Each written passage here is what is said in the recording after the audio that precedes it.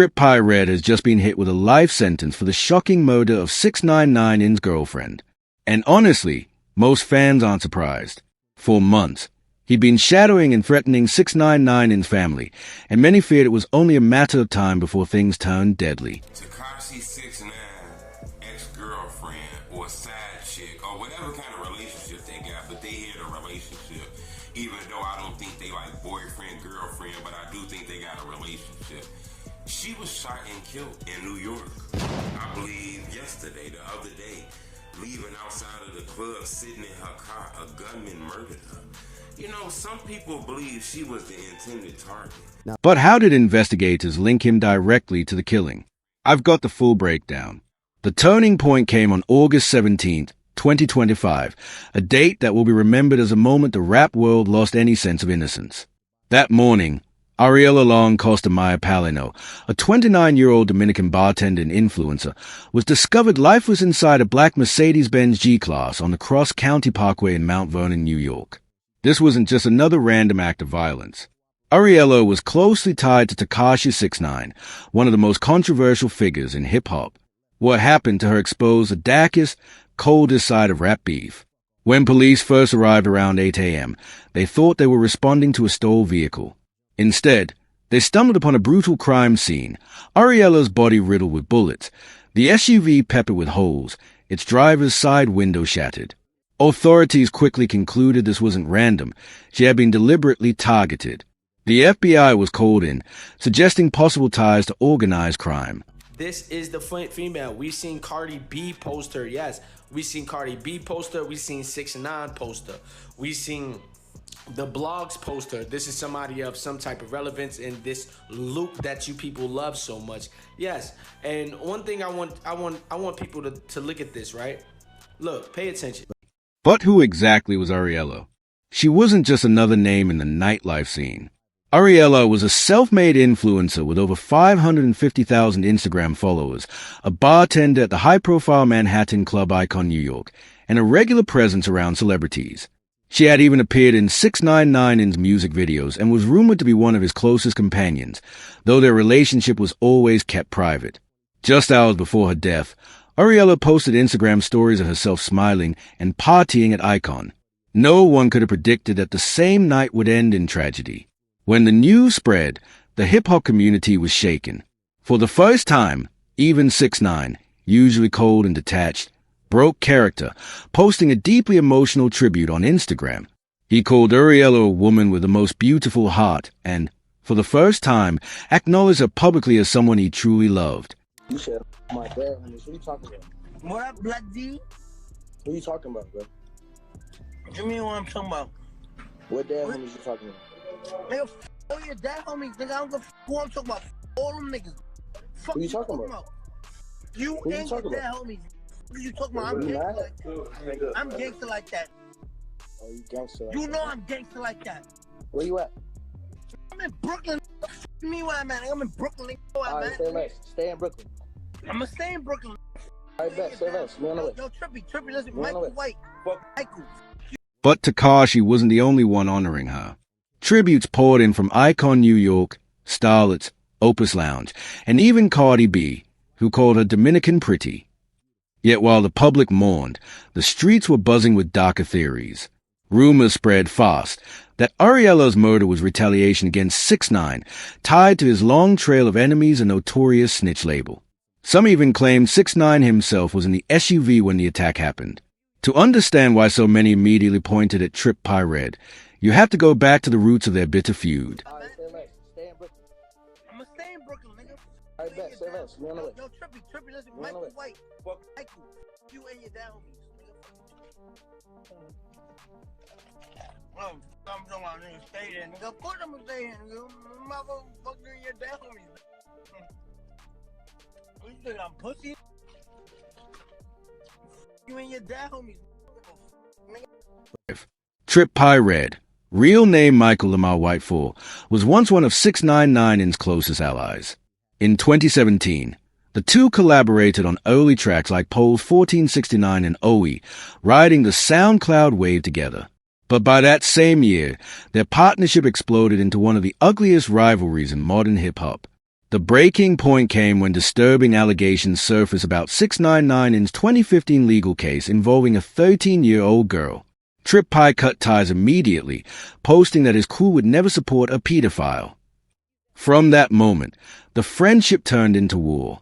Things got violent on November 11th, 2017, when Trippie was attacked at a New York hotel, an attack 6ix9ine later admitted he ordered. From then on, the insults, fights, and diss tracks only escalated, each one more vicious than the last. Boy, you a bro, and you will not put hands to me, my nigga. Stop acting like you really about this life, bro. I gave you your hit, nigga. I made you, bro. Everything you do, I get a check from you, nigga. This wasn't your typical rap beef. It was deeply personal. At one point, 6ix9ine crossed an unforgivable line, mocking Trippie's dead friends. In street culture, that kind of disrespect practically guarantees retaliation. The feud spilled into real life over and over. In federal court, 6ix9ine admitted his crew followed Trippie from a video shoot to his hotel, where he was assaulted. Later, the drama dragged in Trippie's ex-girlfriend Ariel, with 6ix9ine flaunting their relationship online just to humiliate his rival. By 2020, their beef wasn't just about music anymore. It was psychological warfare. Oh no, we definitely got footage at this nigga mom crib. She live in building 18 out here. So when Ariel was killed, the timing felt too deliberate to be coincidence. The hatred between Trippie and 6ix9ine had reached boiling point, and the pattern of escalating threats painted a disturbing picture. This wasn't industry drama. This was street warfare, with real lives on the line. Building 18 out here, you dig? And if you try me again, cause you know I'm hacking that phone that I got, right? I'm in that bitch. It's over. I'ma know everything. I'ma know all that. What made it even darker were the chilling threats Trippie himself had made publicly. On multiple Instagram live sessions, he bragged about knowing where 6ix9ine's mother lived and hinted at violent plans. That kind of surveillance isn't just trolling, it's intimidation. It showed just how far Trippie was willing to go. Where the light of that be? Where the light at, son? We in Brooklyn. I pulled up to this mama crib last night and bumped gum on, nigga. I pulled up to this, hey, you know that address he was trying to give y'all his interviews? I pulled up to this mama crib and bumped gum on, with the straps out, blowing big dope. Don't think we don't got footage, we just ain't stupid. Even more disturbing, he once claimed he had hacked into 6ix9ine's phone, monitoring his calls and texts. That level of obsession and planning makes Ariel's murder look less like random violence and more like the end result of years of dangerous buildup. Trippie had also described pulling up to 6ix9ine's family home with guns while blasting his hit Gummo, not as a joke, but as a detailed plan.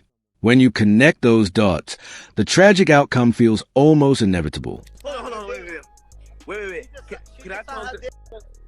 Can I talk to Alex real quick? I just want to know why. The implications of these confessions are chilling. Trippie wasn't just talking tough. He openly admitted to pulling up outside 6ix9ine's mother's home, blasting Takashi's music as psychological warfare, while armed and recording the whole thing. This wasn't street banter. It was a detailed account of stalking, intimidation, and potentially armed criminal activity, behavior that should have had federal agents watching closely. What's even more disturbing is how much Trippie seemed to enjoy the psychological torture. He bragged about having compromising material on 6ix9ine and threatened to release it. The threats weren't just violent.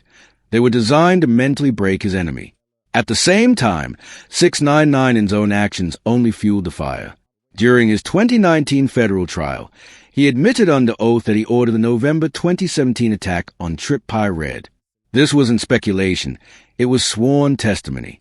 He openly stated he used his ties with a 9 Trey blood to track Trippie from a video shoot to a hotel, where one of his men assaulted him. Both men had now shown they weren't bluffing. 6ix9ine had proven he would order violence, and Trippie had demonstrated he was planning retaliation. What emerged was a psychological profile of two obsessed rivals, consumed with rage, each escalating the conflict to increasingly dangerous levels. Why? I just want to know why. You said what? You said why? I just want to know why. Why? Like, why? Cause I'm hurt. Cause I'm hurt. And I got with a real nigga. Even their public confrontations reveal the obsession. Their Instagram live battles became infamous, not just for the insults, but for the constant technical glitches that made the clashes awkward. Complex magazine even mocked it as one of the corniest moments in rap beef history. But beneath the glitches was something far darker. Two men who couldn't stop confronting each other, no matter how petty or ridiculous it looked. The feud had burrowed so deeply into their lives that they were willing to endure embarrassment just to keep trading blows.